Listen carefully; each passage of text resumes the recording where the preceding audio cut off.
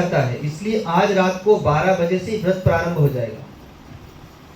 तो अभी गुरुदेव भगवान का जब आशीर्वचन पूर्ण होगा तो यहाँ से प्रसाद वितरण होगा। बाहर जाएंगे तो आप लोगों को त्रिफला चूर्ण मिलेगा और जलपात्र मिलेगा कमंडल। ये केवल 9 दिन की जो जलहार व्रत करने वाले होंगे लोग, वही लोग लेंगे, क्योंकि यात्रा में आप लोग आए हैं तो परोठा खाते आए होंगे, पूड़ी खाते आए होंगे, कोई लिट्टी बाटी खाते आए होंगे, बासा भोजन किया होगा।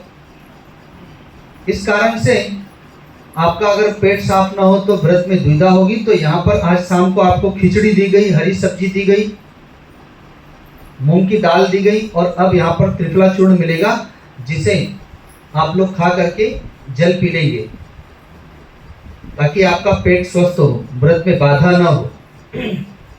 जो जलपात्र आपको मिलेगा उस जलपात्र को भली प्रकार से साफ करके गंगा जल भर लेंगे उसमें, और रेत से साफ करें तो अच्छा है गंगा जी के, और उसमें गंगा जल भर लेंगे, क्योंकि अब आपको 12 बजे बाद से गंगा जल ही पीना है। अपने दांतों को अच्छी प्रकार से साफ कर लेंगे, क्योंकि 9 दिनों तक आपको मंजन नहीं करना है। इसलिए आज ही रात में सोने से पहले यहाँ से जब आप लोग उठेंगे तो त्रिफला चूर्ण पा करके और दांतों को साफ कर लेंगे, जिसको जो भी ब्रश आदि करना है, दातुन आदि करना है।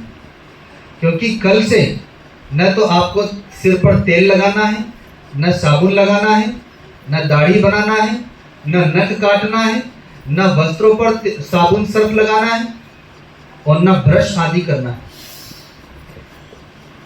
जब आप लेटरिन बाथरूम जाते हैं तो पुरुष वर्ग तो बाहर में सरकारी लेटरिन है, शौचालय, उसका प्रयोग करें, जंगल चले जाएं। जो वृद्ध है, रोगी है, वो ऊपर का उपयोग कर लेंगे, बाकी का माताओं के लिए रहेगा। तो वहां पर केवल शौचालय का नल हम लोग खुला रखेंगे हाथ धोने के लिए, प्रक्षालन के लिए। बाकी सब नलों को प्लास्टिक से बांध देंगे, क्योंकि अब आपको केवल गंगा जल का ही प्रयोग करना है। भूल से कहीं आप उस जल का कुल्ला ना कर लें। साबुन से हाथ नहीं धोना है। बाहर प्रत्येक फ्लोर में प्लास्टिक की टंकी में गंगा जल भर करके रखा जाएगा, रख दिया गया है। वहीं पर एक पात्र में रेत भर करके रखी है, उस रेत से हाथ को मलेंगे और नल से, टंकी के जल से हाथ धो लेंगे, उससे कुल्ला नहीं करेंगे। और फिर उसके उपरांत आप सुबह में गंगा जी में स्नान करने जाएंगे। दाएं तरफ माताओं का स्थान है और सामने बाएं तरफ पुरुष वर्ग का स्थान है। वहीं पर माताओं के वस्त्र बदलने का भी स्थान है। यहाँ पर जल कितना है आपको पता नहीं है, तो पहले एक दूसरे का हाथ पकड़ करके जल में प्रवेश करके देख लेंगे कहाँ कितना जल है। गंगा जी की रेत लेंगे और उसी से दांतों को मलेंगे, अर्थात मंजन करेंगे।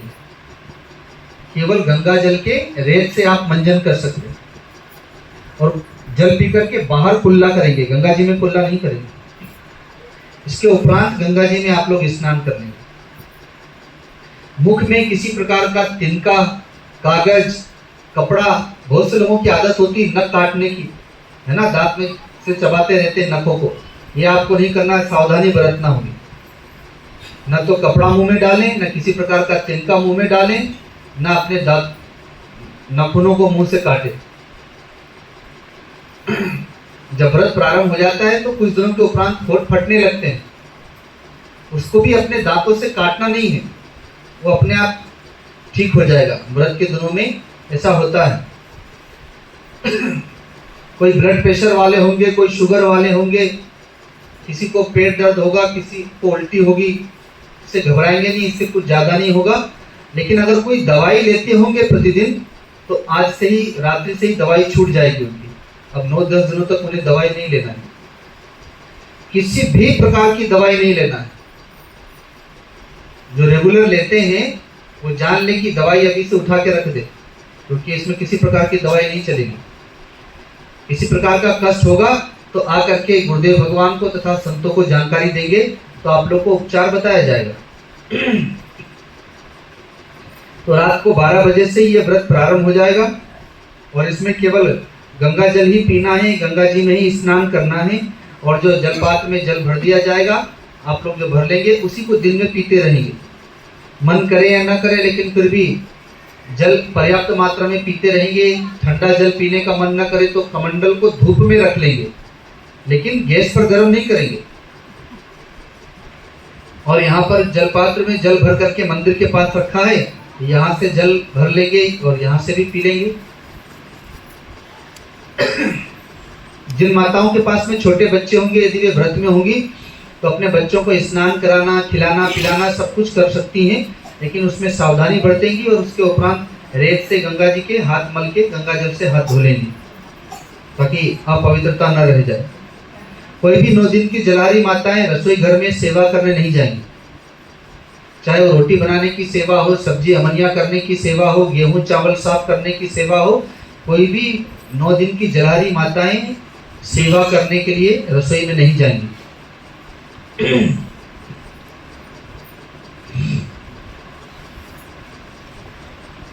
और जो हम लोग बाथरूम के नलों को बांध देंगे रात में, तो कोई भी अनारी फलारी उन्हें जाकर के नहीं खोलेगा। अनारी फलारी भी प्रयत्न करेंगे कि शौचालय का उपयोग करने के उपरांत वो लोग भी गंगा जी में स्नान करें, और अनारी फलारी गंगा जी में जाकर के साबुन आदि का उपयोग नहीं करेंगे, गंगा जी को पवित्र साफ रखेंगे। पुरुष वर्ग बाएं तरफ दाएं तरफ आ जाए, अपने स्थान की तरफ जाएं। माताएं आएंगी पीछे, आप लोग बार बार बोलना पड़ रहा है, अपने स्थान पर जाएं।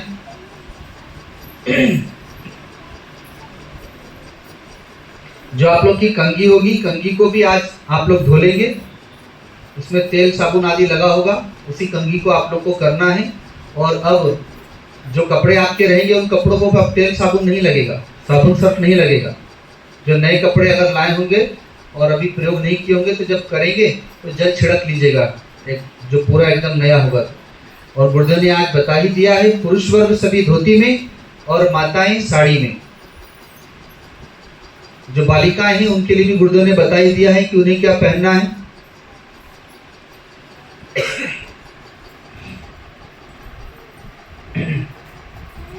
जो माताएं 4 दिन के लिए अलग हो जाती हैं, तो वे भी अगर व्रत कर रही होंगी तो व्रत उनका चलता रहेगा, अनव्रत।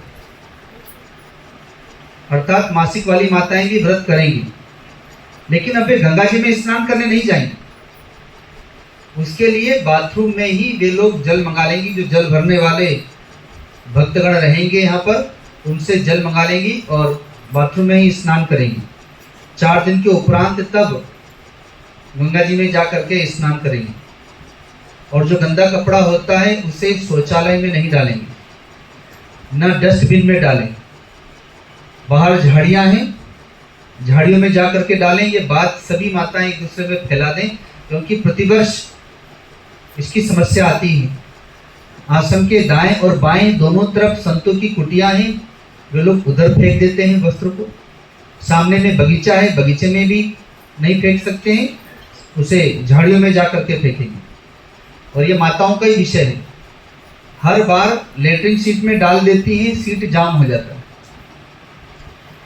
और छोटे बच्चों को जो लेकर के आएंगे, चाहे वो व्रत में हो चाहे ना हो, उन माता पिता को विशेष ध्यान रखना है। एक तो गंगा जी में अकेले ना जाने दे बच्चों को। दूसरा, लेटरिन बाथरूम जब ये बच्चे जाते हैं तो माता पिता को वहाँ जाना चाहिए, बहुत गंदा कर देते हैं। मध्यम फ्लोर में हर बार माताओं की शिकायत आती है, दुर्गंध आती रहती है।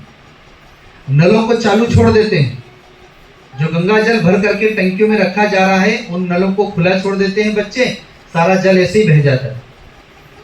बहुत परिश्रम करके गंगा जल बाल्टियों से भर करके लाया जाता है। तो इसलिए जो माता पिता अपने बच्चों को लेके आए हैं, वे स्वयं अपने बच्चों का ध्यान रखेंगे। इस व्रत में आप लोग को कोई अलग से अनुष्ठान करने की आवश्यकता नहीं है कि ये देवी का व्रत है तो कोई देवी का पाठ करे या कोई अन्य पाठ करे, ऐसा कुछ नहीं है। इस पाठ में बस आपको गंगा मैया के पास, गुरुदेव के पास, बाबा जी के पास अनशन करना है 9-10 दिनों के लिए। अपनी प्रार्थना करनी है अपनी मनोकामना पूर्ण करने के लिए। जो आप लोग को कमंडल गिलास मिलेगा वो प्रत्येक व्रती का अलग अलग होगा। अगर माँ बेटी व्रत कर रही हो तो ऐसा नहीं कि वो एक दूसरे के कमंडल का उपयोग करें। अपना अपना कमंडल स्वयं अलग अलग रखेंगे, अपना गिलास अपना कमंडल पवित्र शुद्ध रखेंगे, उसे जूठा नहीं करेंगे, ऊपर से पिएंगे। क्योंकि सभी कमंडल एक जैसे हैं, कहीं भूल से एक दूसरे का अदला बदली हो गया और आपका झूठा होगा तो व्रत खंडित हो जाएगा। इसलिए एक तो कमंडल पर कोई चिन्ह लगा लें जिससे आपको पता चले मेरा कमंडल है। दूसरा, उसे झूठा ना करें जिससे कि किसी और का व्रत खंडित ना हो।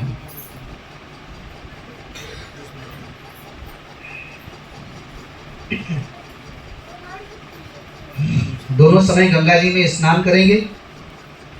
सुबह में तो आप लोग स्नान करेंगे ही, लेकिन शाम को भी 4 बजे से 5 के मध्य में जाकर के स्नान कर लेंगे और 10 मिनट 15 मिनट के लिए गंगा जी में रहेंगे, जिससे कि शरीर में रोगों के माध्यम से जल विशेष चला जाएगा। धूप में नहीं जाएंगे। जो भी 9 दिन के जलारी व्रती रहेंगे, धूप में जाने से पित्त बढ़ता है, तो इसलिए छांव में ही रहेंगे। सुबह शाम राम झूला लक्ष्मण झूला तरफ या बगीचे में जा सकते हैं, पर अकेले कोई नहीं जाएगा, समूह में जाएंगे, क्योंकि अपने मन पर विश्वास नहीं करेंगे। समूह में जाएंगे, थोड़ा सा घूम करके चले आएंगे, जिससे कि थोड़ा सा व्रत में भी सुविधा रहती है, लेकिन धूप में नहीं जाएंगे।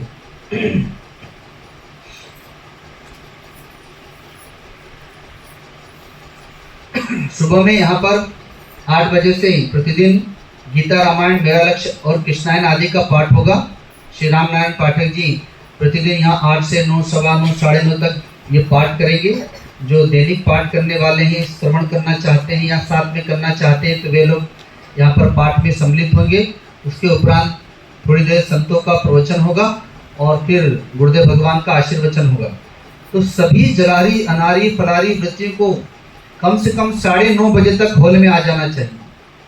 जो पाठ के प्रेमी हैं, नित्य के पाठी हैं, वे तो समय से सुबह ही आ जाएंगे, लेकिन कम से कम सभी लोगों को 9:30 बजे इस हॉल में सत्संग के लिए आ जाना होगा। इस बात का ध्यान रखेंगे। और शाम को 8, सवा 8 बजे तक सभी आ जाएंगे। 8 बजे तक आ जाएं तो अच्छा है, क्योंकि भजन होगा, भजन के उपरांत संतों का सत्संग होगा और 8:30 से गुरुदेव का आशीर्वचन रहा करेगा। तो 8 बजे से आप लोग यहाँ पर आना प्रारंभ कर देंगे। 1 दिन, 2 दिन, 3 दिन के बाद जिसको थकान होगी तो पीछे लेट करके या सहारे से बैठ करके कथा सुनेंगे, लेकिन कथा सबको सुनने के लिए अवश्य आना है। हाँ, जब भी इन 9 दिनों में जब भी आप लोग लघुशंका जाए अर्थात बाथरूम जाए, तो आप लोगों को अपने पैरों को धोना होगा, हाथ धोना होगा और गंगा जल से कुल्ला करना होगा। पुरुष वर्ग को भी, माताओं को भी, जो 9 दिन के जलारी व्रती होंगे। इसीलिए धोती पहनने के लिए कहा है, ताकि बैठ करके लघुशंका जाएंगे। और पैरों को, यहाँ जो टंकी में जल भर के रखा है, उन पे पैरों को धोएंगे, हाथ धोएंगे और कुल्ला करेंगे। जो वहाँ भक्त जल पिलाने वाले हैं उससे, और टंकी के जल से कुल्ला नहीं करेंगे। और जब भी कदाचित यदि आप लोगों को शौचालय जाना पड़े, क्योंकि किसी किसी को प्रतिदिन शौच जाने का स्वभाव रहता है या किसी का पेट खराब हो जाता है व्रत में, तो जब भी आप सोच जाएंगे तो आपको स्नान करना पड़ेगा, अपने वस्त्रों को बदलना पड़ेगा, सूती वस्त्रों को धोना पड़ेगा। कदाचित रात में ऐसा हुआ तो फिर किसी गीले गंगा जल से गीला कपड़ा करके शरीर को पोंछ लेंगे और उस कपड़े को सुबह धो लेंगे, अर्थात वस्त्र तो बदल नहीं होगा। इस बात का भी विशेष ध्यान रखेंगे। पुरुष वर्ग में कोई भी बाल, दाढ़ी आदि नहीं बनाएंगे, नाखून आदि नहीं काटेंगे और किसी भी प्रकार की दवाई आदि का प्रयोग नहीं करेंगे। गंगा जी में नहाने के लिए जाएं तो पहले से जानकारी प्राप्त कर लें, ज़्यादा आगे नहीं जाएंगे। पिछले वर्ष, पिछले नवरात्रि में ही कोई व्रती भी आगे चला गया था, बच्चे लोग भी आगे चले गए, डूबते डूबते बचे। यहाँ पर किसी को पता नहीं कितना जल है, तो इसलिए इसी धारा में, आगे की धारा में नहीं जाएं, यहीं पर स्नान करें, पता करके स्नान करें, एक दूसरे का हाथ पकड़ के पहले जान लें और आगे ना बढ़ें। इसी प्रकार से जो बाबा जी के यहाँ भी स्नान करने जाते हैं तो वहाँ ध्यान रखेंगे, पहले अच्छी प्रकार से जान लेंगे कहाँ कितना जल है, क्योंकि वहाँ पर एक भंवर है जल में जो घूमता रहता है। इसलिए वहाँ पर बोर्ड में लिखा हुआ भी है कि ज़्यादा आगे न जाए स्नान करने के लिए, तो वहाँ भी सावधानी बरतेंगे। और यहाँ प्रतिदिन सत्संग के उपरांत फल बढ़ता है। बाबा जी यहाँ भी जाएंगे तो वहाँ भी फल वितरित होता है। तो जो 9 दिन का जलारी व्रती, उसको स्वयं सावधान रहना होगा, उस प्रसाद को वो न ले, चाहे गुरुदेव भगवान दे चाहे वहाँ पर दे। भूल से भी उसे न लें। व्रत के उपरांत आपको पूरा पोटली भर करके प्रसाद दिया जाए।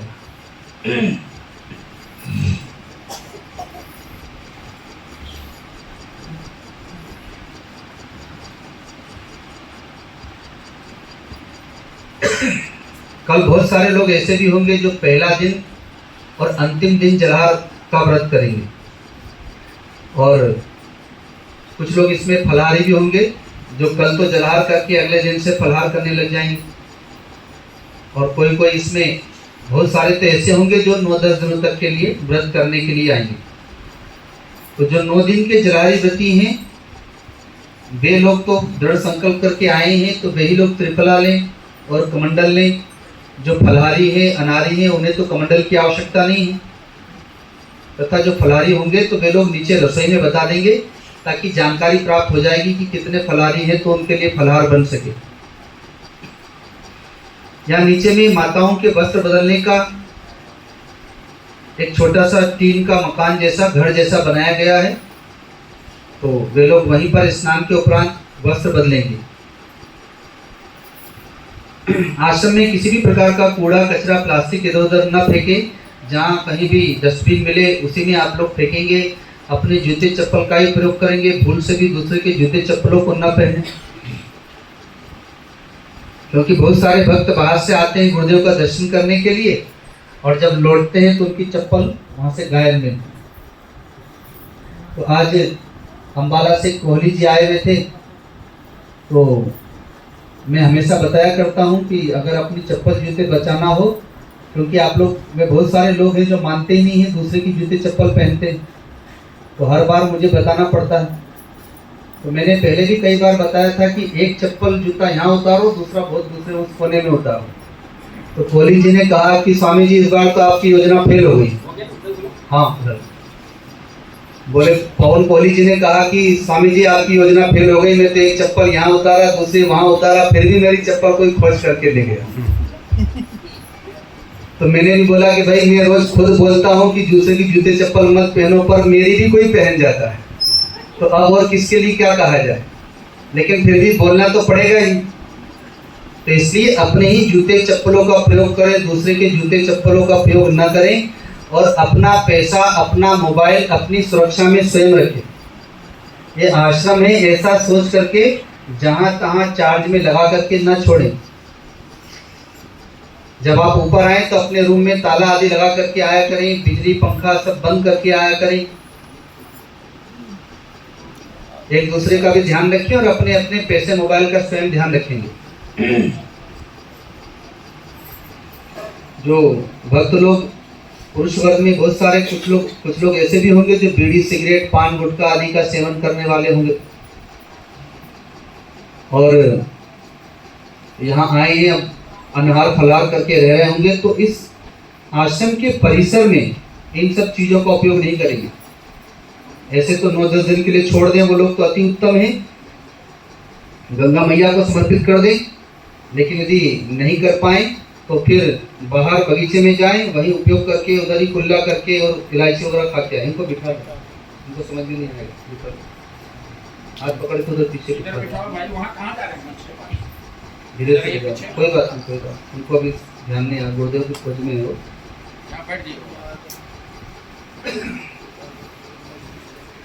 तो किसी भी प्रकार का दुर्व्यसन आश्रम परिसर में नहीं करना है, इस बात का विशेष ध्यान रखेंगे।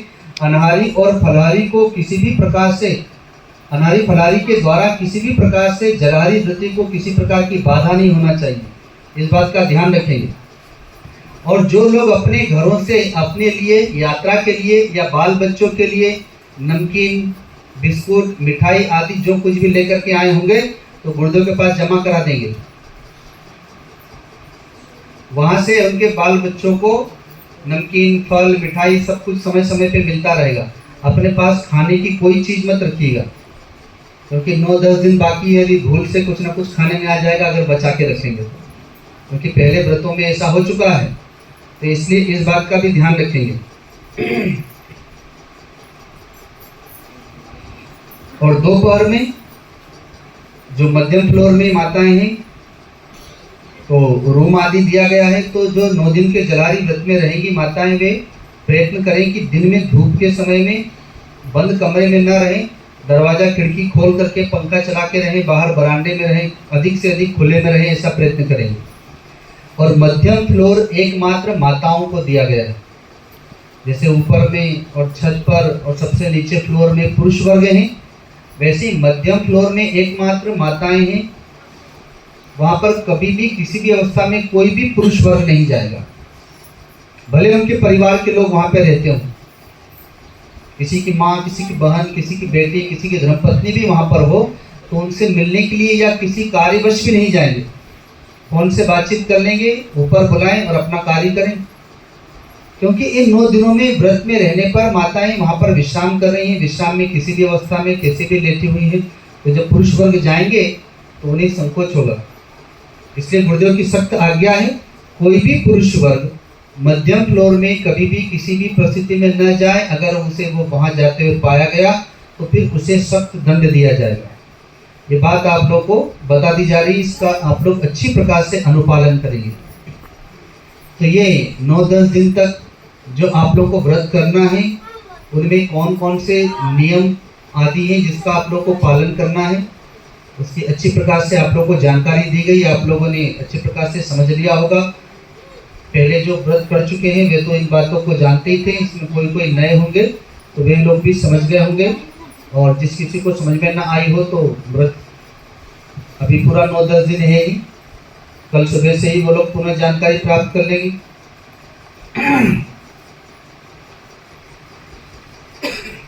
अब गुरुदेव भगवान का आगमन होने वाला है, ये खिड़कियां इधर से खोल देंगे क्योंकि इस बार मौसम थोड़ा गर्म रह गया है। उधर की भी खिड़कियां खोल देंगे क्योंकि आज इस बार थोड़ा मौसम गर्म रह गया है अभी। बोलिए सद्गुरुदेव भगवान की